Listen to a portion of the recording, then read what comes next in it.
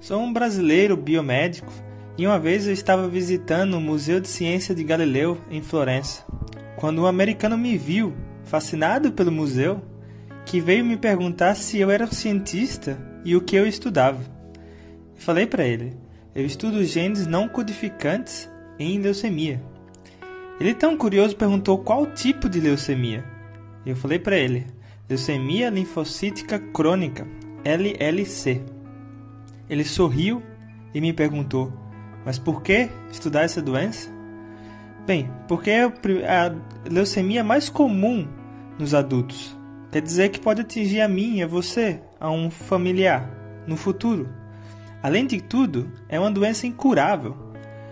E os pacientes, ao longo da vida, experienciam um desfecho clínico muito variável.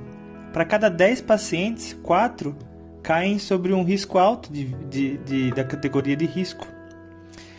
E existe um problema, porque esse tipo de doença, LLC, não se tem uma mutação recorrente nos genes que codificam para proteínas. E eu acho que esse paradigma tem que ser quebrado, está limitando o campo de estudo. Então, a minha ideia é justamente quebrar esse paradigma e tentar olhar para aqueles genes que não são codificantes, que não codificam para proteínas. Particularmente aqueles que são a categoria mais vasta do nosso transcriptoma do genoma humano, os chamados RNAs longos não codificantes. Então ele estava super interessado na minha pesquisa e ele continuou fazendo perguntas, né? Mesmo que eu esteja de férias.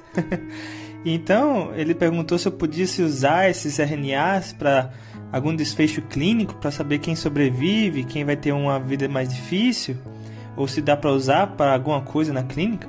E eu respondi para ele. A minha pesquisa, na verdade, identificou que 25% dos pacientes de LLC têm uma expressão muito alta de um RNA longo não codificante, que na verdade dá um certo sobrevida para os pacientes. Já os que têm menos comparado a esses 25%, a gente vê que a doença fica mais agressiva. E ao longo do tempo, dessa conversa toda, tive que perguntar para ele se ele também é um cientista, né? Eis que ele me respondeu. Eu tenho LLC.